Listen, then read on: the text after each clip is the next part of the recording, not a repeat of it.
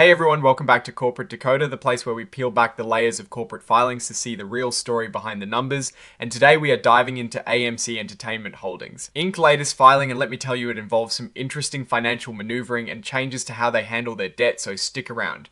Because this gets juicy, AMC, the company behind your favorite movie experiences, is making some significant adjustments to its financial structure, specifically around its senior secured exchangeable notes. And this report details those changes, telling us a lot about their strategy and current financial health. So what is the big news on the 22nd of December 2025 AMC and its wholly owned subsidiary Movico LAC, along with the holders of Movico's senior secured exchangeable notes? Due 2030 have agreed to amend the agreement that governs these notes.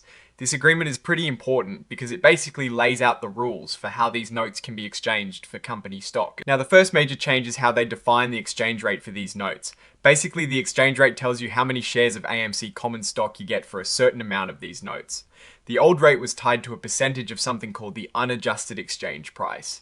But now they've tweaked this formula. It means that for every $1,000 of these notes, you might get a different number of shares than before. And this change is subject to further adjustments, which is pretty standard in these kinds of financial agreements. Next up, they've modified a section that allows AMC to conduct what is called an at-the-market offering. This means they can sell shares of their common stock directly into the market to raise cash. But this new rule has some important conditions. First, it can only happen after the 2nd of February 2026, and second, they can only raise up to $150 million this way. This is a crucial point because it shows AMC is planning to raise more capital through selling stock, but they are being strategic about when and how much they do.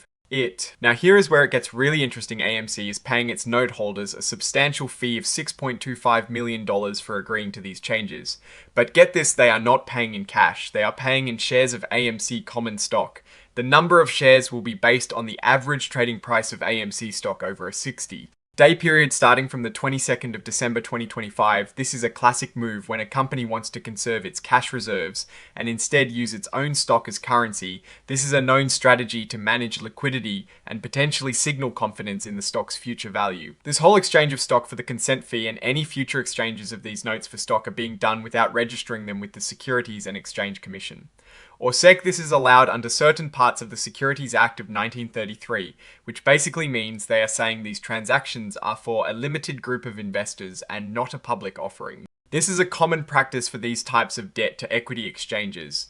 So what does this all mean for AMC? Well, on one hand, they are proactively managing their debt and making sure they have the flexibility to raise capital in the future, the ability to conduct at market offerings is a lifeline for companies that need to be agile. But here is the catch: paying a $6.25 million fee in stock can dilute the ownership stake of existing shareholders. This means that if you own AMC stock, your percentage of ownership could decrease. If the company issues a lot of new shares, the calculation of the exchange rate also directly impacts how much dilution occurs and how much debt is effectively converted into equity. The fact that they are using stock to pay the consent fee suggests they might be feeling a bit squeezed on cash, or they believe their stock is currently undervalued, making it a favorable time to issue it to debt holders.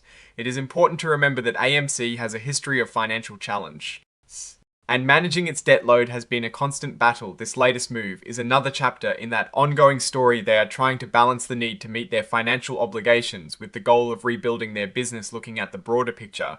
AMC is in a tough industry facing competition from streaming services and the lingering effects of the pandemic.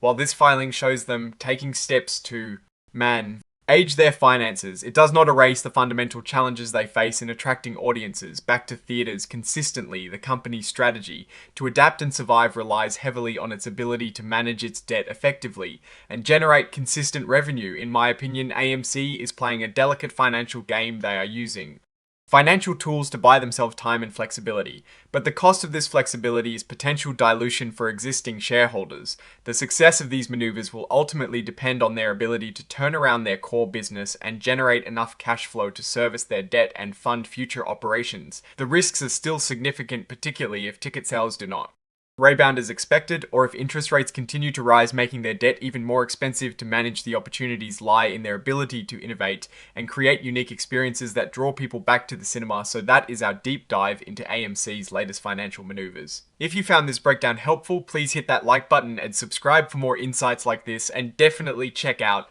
Our Discord community linked in the description below to continue the conversation.